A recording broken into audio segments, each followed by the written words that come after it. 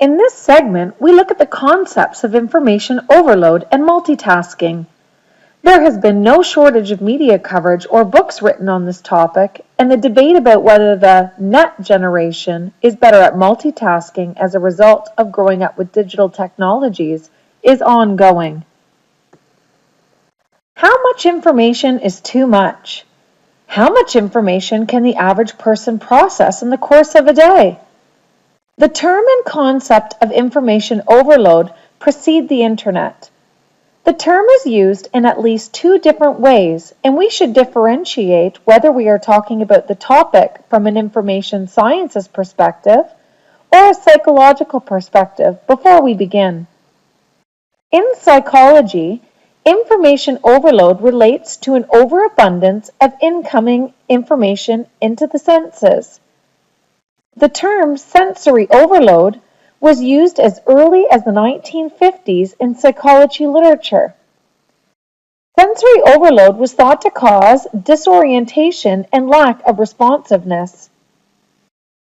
From an information sciences perspective, an ever-increasing number of people are connecting to the internet to conduct their own research and are given the ability to produce as well as consume the data accessed on an increasing number of websites.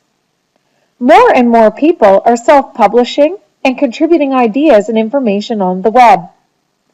We have become overly dependent on the internet as a place to find information, and because we have access to so much information without knowing the validity of the content and the risk of the misinformation, we can suffer from information overload. Clay Johnson, open source internet activist and author of The Information Diet, talks about the implications of consuming an unhealthy information or media diet, making an analogy to the current problem with obesity in North American society. Listen to the interview with Johnson at the link provided on the slide and consider the two questions raised here. Clay Shirky, an adjunct professor in New York University's Graduate Interactive Telecommunications program and an outspoken critic of the SOPA, PIPA bills, is a consultant and teacher who focuses on the social and economic effects of internet technologies in the United States. As a speaker at the 2008 Web 2.0 Expo in New York, Shirky argued that the phenomenon known as information overload is really a problem with our inability to filter information. View his talk at the link on the slide and consider the follow-up questions.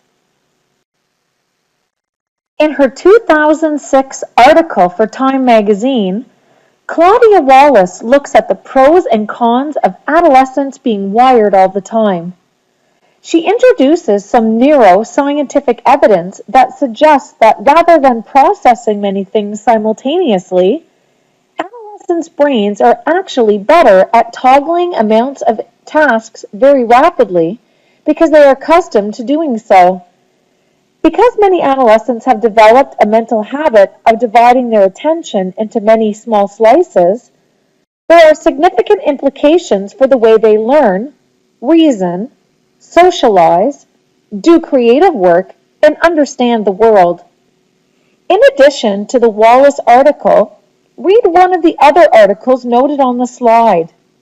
These articles are a part of Your Brain on Computers series done by the New York Times in 2010.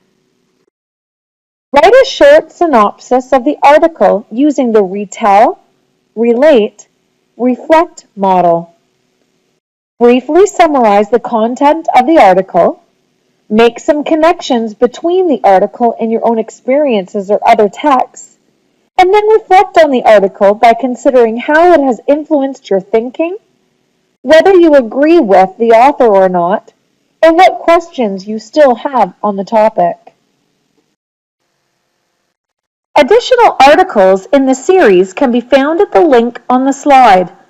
Select one other article from this series and compare its content to the article you read and wrote your reflection based upon. Decide where you stand. Is being constantly wired overall a positive or negative thing? Be prepared to support your viewpoint with evidence from the articles in the online discussion this week.